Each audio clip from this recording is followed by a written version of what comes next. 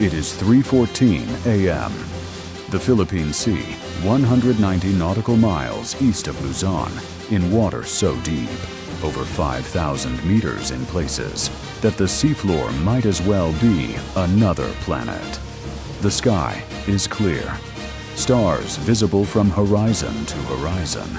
The kind of visibility that makes everything that happens on the surface of the ocean feel exposed, watched, and permanent. The trade wind is running at 18 knots from the northeast.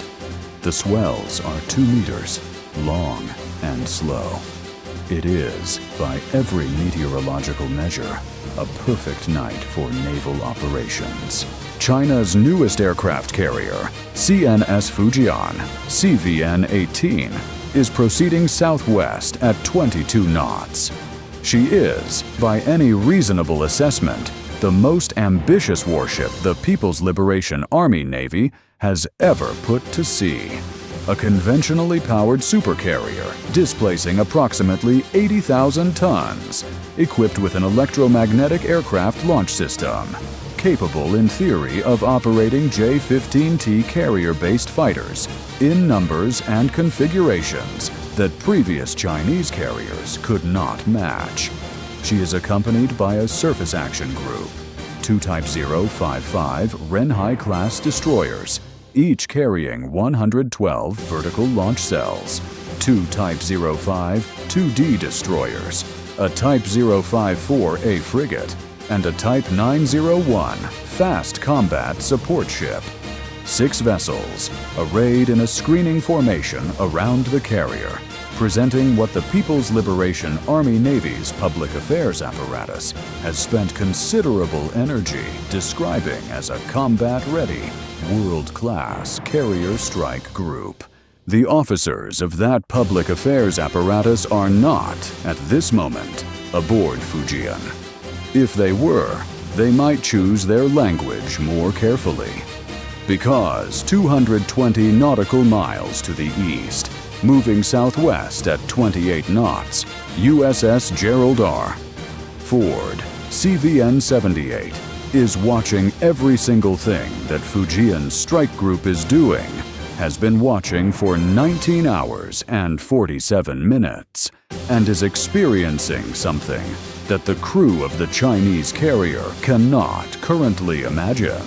Complete, total, uninterrupted situational awareness of every vessel, every aircraft, every radar emission, and every radio transmission associated with the Fujian group. Ford's strike group knows where Fujian is. They know her speed, her course, her current flight operations status, the readiness state of her air wing, the electronic emission profile of every escort vessel in her formation, and the approximate location of the Type 093A submarine that left Qingdao Naval Base 6 days ago and is currently attempting, unsuccessfully, to position itself ahead of Ford's projected track. The Chinese do not know that the Americans know all of this. And that asymmetry, that profound, almost embarrassing gap between what the plan believes it knows and what the U.S. Navy actually knows, is the story of this morning. Fujian's mission, as best as Pacific Fleet intelligence has been able to reconstruct it from signals, intercepts, behavioral analysis, and source reporting, is simultaneously bold and deeply revealing of the plan's current institutional psychology. The Chinese carrier has been tasked with conducting what Beijing's military leadership is calling a sovereignty assertion transit, a deliberate passage through international waters that the Philippines, the United States, and every credible interpreter of the UN Convention on the Law of the Sea recognizes as freely navigable high seas, but which China has spent 2 decades trying to incorporate into a narrative of territorial control. The Fujian Group is supposed to transit southwest toward the Luzon Strait, pass through it, enter the South China Sea, and do all of this in a manner that makes the geopolitical point that China's carrier force operates freely in these waters, regardless of American presence. The secondary objective, which is less publicly acknowledged but abundantly clear from the tactical picture, is to close with USS Gerald R. Ford's strike group, demonstrate the ability to operate within a contested area that includes a U.S. carrier, and generate imagery, radar tracks, possibly visual footage from helicopters or maritime patrol aircraft that can be used domestically to argue that the plan has achieved rough parity with the United States Navy in carrier operations. Close to the Americans. Show the flag. Get the pictures. This plan has a problem. Several problems, actually, but one foundational problem that compromises everything built on top of it. Fujian is not, despite everything China's shipbuilding industry and naval engineering community have invested in her, a peer of USS Gerald R. Ford. And the gap between those two vessels, in capability, in the air wings they carry, in the sensor networks they operate within, in the institutional experience of their crews, is not a gap that enthusiasm or nationalism or a well-designed hull can close. Let us start with the electromagnetic aircraft launch system. The EMALS, Electromagnetic Aircraft Launch System, is a technology that the United States spent over $4 billion and more than a decade developing for the Ford class. It replaced the steam catapult, reduced stress on airframes, allowed more precise control of launch energy for different aircraft weights, and increased sortie generation rates. China looked at this technology and decided to build their own version for Fujian. The Chinese system, designated the EMALS equivalent in PLAN documentation, has been described by Chinese state media as successfully completing thousands of test launches. What Chinese state media does not report, and what classified U.S. intelligence assessments have noted with considerable interest, is that Fujian has experienced significant reliability challenges with her launch system during her sea trials. Challenges serious enough that her operationally available daily sortie rate falls well below what her nominal capacity would suggest. A carrier whose launch system is unreliable is, in tactical terms, a carrier whose air wing is partially grounded. Fujian carries J-15T fighters. On a good day, with her launch system functioning at its tested best, she can generate perhaps 40 to 50 sorties in a 12-hour period. USS Gerald R. Ford, on a comparable day, can generate over 160. That is not a gap. That is a different category of capability entirely. The J-15T itself. China describes it as comparable to the F/A-18E/F Super Hornet, a fourth-generation carrier fighter with modern avionics, a respectable combat radius, and an air-to-air missile suite that includes the PL-15 long-range missile, which has received significant attention in Western defense media for its extended range. What the defense media discussion of the PL-15 typically omits is the system context in which that missile operates. A missile's range is only as useful as the sensor picture that guides it. The J-15T's radar, the AESA system installed in recent production variants, is a capable sensor, but it is feeding data into an aircraft and a pilot that are operating without the kind of integrated sensor fusion that U.S. carrier aviation takes for granted. The E-2D Advanced Hawkeye, orbiting at altitude above Ford's strike group, is watching every Chinese aircraft on Fujian's deck right now. Its AN/APY-9 radar can track 2,000 targets simultaneously. It is sharing that picture in real time with every F/A-18 and F-35C in Ford's air wing through a data link architecture that Chinese electronic warfare specialists have been trying to figure out how to jam effectively for the better part of a decade. The Chinese fighters on Fujian's deck will not have that picture. They will have their own sensors, their own data links, their own situational awareness, which is to say, they will have considerably less than the Americans in the domain that matters most in modern air combat: information. At 3:31 a.m. USS Gerald R. Ford's Combat Information Center receives an updated intelligence report from the E-2D Hawkeye, currently on station 180 miles to the southwest. Fujian has increased speed to 24 knots and altered course 8 degrees to the north, a maneuver that, projected forward, reduces the distance between the two carrier groups by approximately 40 nautical miles over the next 3 hours. The Ford's commanding officer is in the CIC. He has been there since 1:15 a.m. He looks at the updated track. He looks at the range. He looks at the closing geometry with the quiet, slightly impatient attention of a professional who is watching something unfold exactly as the pre-operation intelligence predicted it would.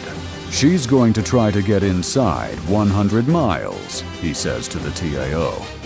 "She wants the photo op." The TAO nods. Intercept geometry puts her at approximately 95 nautical miles in about 2 hours and 40 minutes, sir, if she holds this course and speed.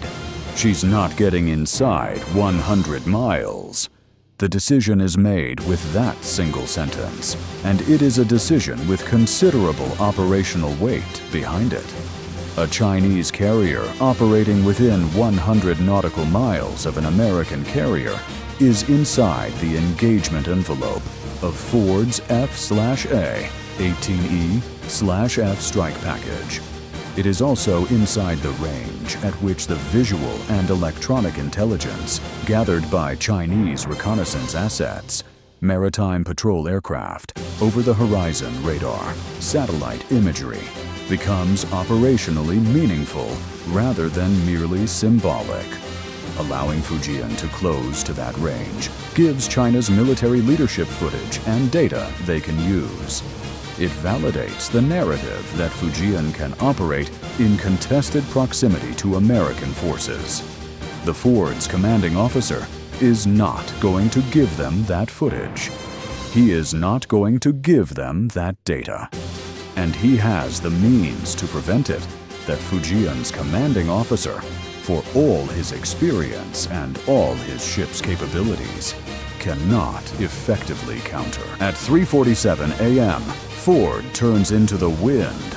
6 FA-18F Super Hornets from VFA 213 launch in a 4-minute window, a demonstration of catapult efficiency that the Ford class was designed to achieve and that Fujian cannot currently replicate.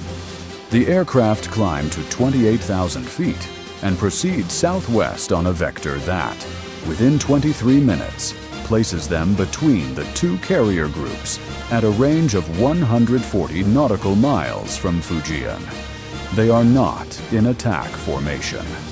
They are in a combat air patrol profile, observable to every radar in the theater, squawking their IFF codes, completely transparent about their presence and their position. The message they are sending requires no radio transmission. This is where American air power is. This is what it looks like when a carrier that works the way it was designed puts fighters into the air faster than anything you have. The E-2D Hawkeye, which has been tracking Fujian's air operations, notes that the Chinese carrier has attempted 3 aircraft launches since 2 a.m. One was successful. To return to deck after experiencing what the Hawkeye crew's electronic intelligence specialists assess as launch system anomalies, aborted launches, aircraft that taxied forward and then taxied back. Fujian's air wing is not, at this moment, generating the sortie rate her designers intended. This is not something that will be reported on Chinese state television. But it is something that is being logged with timestamps and technical detail in the intelligence records being built by the E-2D crew and transmitted to Pacific Fleet. At 4:09 a.m., the two Type 055 destroyers in Fujian screen activate their Type 346 BAESA radars, the Sea Eagle system, and begin active tracking of the approaching F/A-18S. This is an aggressive move. Active radar in an approach geometry communicates hostile intent more clearly than almost any other signal short of a weapons lock. Ford's electronic warfare suite detects the Type 346B emissions within 4 seconds of activation. The frequency, the pulse repetition rate, the scan pattern, all of it is logged and cross-referenced against the classified Plan Radar Signature Library. The EW officer reports to the TAO. The TAO reports to the commanding officer. Their destroyers just lit up, the TAO says. I know, the commanding officer says. He is looking at the EW display. He already knew before she said it. What are the FA-18S doing? Holding station. No maneuver. Good. Tell them to hold. The FA-18S hold.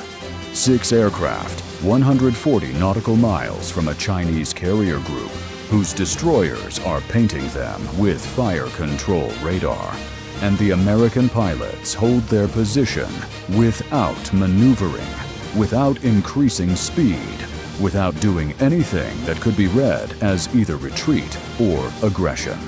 They orbit. They watch. Their AN/APG-79 AESA radars are active, feeding targeting data back through Link 16 to the Ford's CIC, painting the Chinese formation in real time, with a clarity that makes the Type 346B's aggressive posturing feel somewhat beside the point. At 4:22 a.m., two F-35C Lightning IIs from VFA 147 launch from Ford. They climb to 40,000 feet and proceed southwest on a vector parallel to but 60 miles north of the F/A-18 patrol. They do not activate their radars. They do not transmit on any frequency detectable by Chinese electronic warfare systems. They are, to every sensor the Fujian group possesses, invisible. Their distributed aperture system, 6 infrared cameras mounted around the airframe, providing the pilot with a seamless 360-degree spherical picture of the battle space, is tracking every Chinese aircraft, every Chinese ship, every Chinese radar emission in the theater.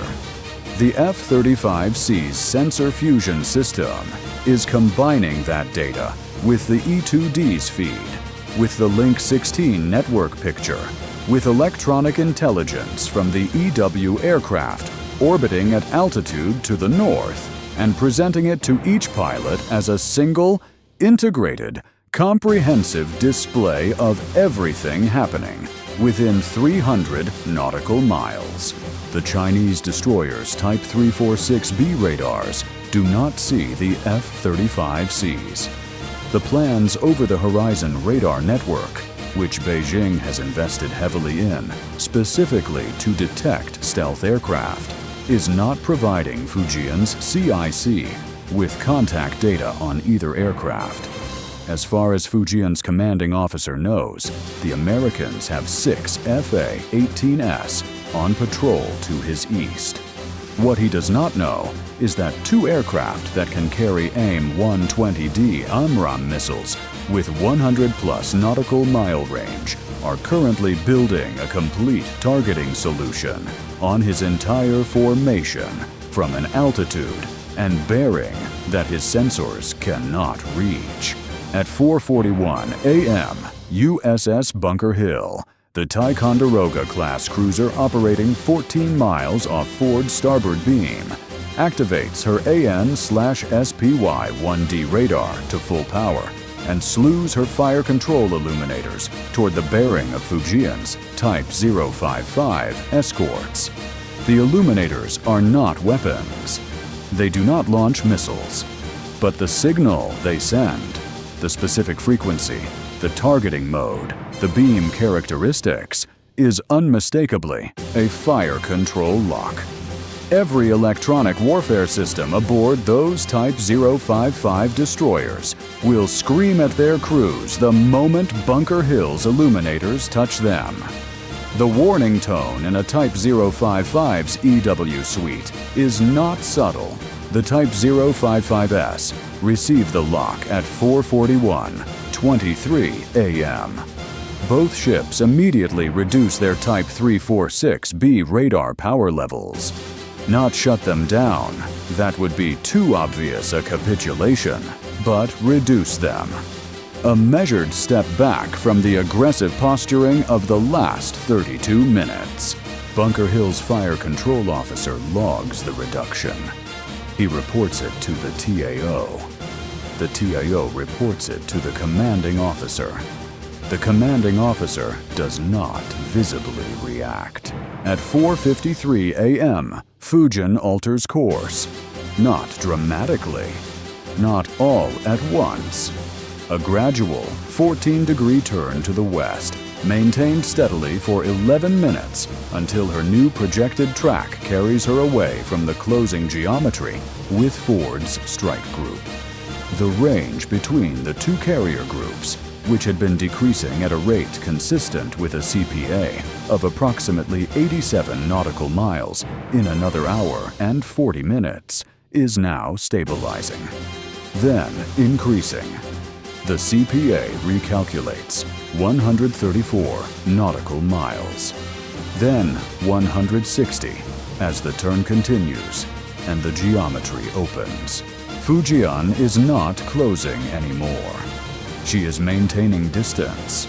She is, in the precise vocabulary of naval maneuvering, blinking.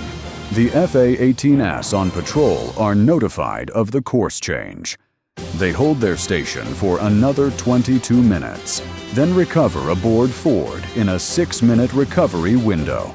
That is, again, a demonstration of the kind of deck handling efficiency that $13 billion worth of carrier engineering is designed to produce.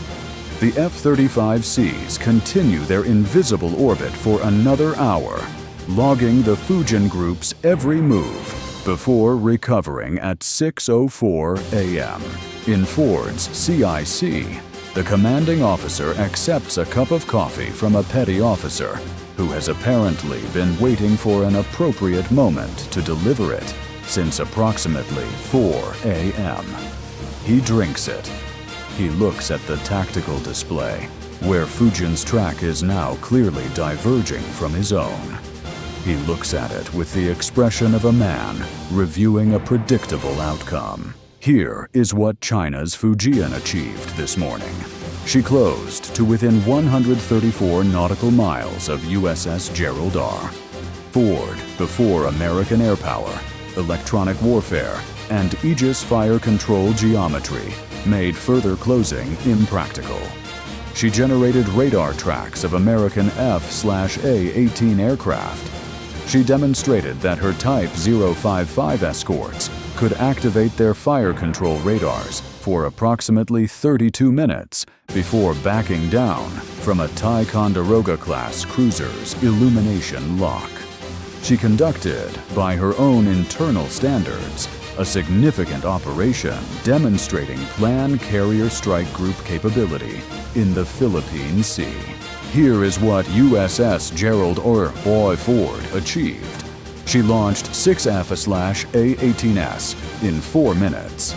She deployed 2 undetected F-35Cs that built a complete targeting solution on the entire Fujian group without being seen. She allowed Bunker Hill 4 seconds to respond to Chinese fire control radar activation with a counter-illumination that caused both Type 05 destroyers to reduce emissions. She tracked every Chinese vessel, aircraft, and emission in real time for 19 hours and 47 minutes before the operation even began. And she did all of this without altering her course, without increasing her speed, and without a single voice in her CIC rising above a conversational register. The Chinese carrier went home with footage of American fighters at 140 nautical miles.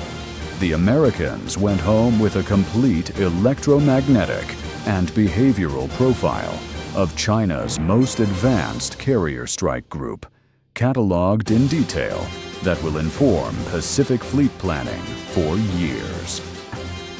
Fujian's crew will be told they succeeded. Perhaps they will believe it. Meanwhile, in a classified facility in Makalapa, Hawaii, analysts are reviewing the night's take, the radar data, the electronic intelligence, the F-35C sensor logs, the acoustic data from the submarine that never quite managed to get ahead of Ford's track, and building the picture that will answer the questions Pacific Fleet actually cares about. How fast does Fujian's EMALS cycle between launches? What is the Type 055's EW response time to a Ticonderoga illumination? How does the Fujian Group's tactical communication architecture respond to electronic pressure? Those questions now have answers. China does not know that. China thinks this was a standoff. China thinks it demonstrated something. It did demonstrate something, just not what it intended. Bye for now.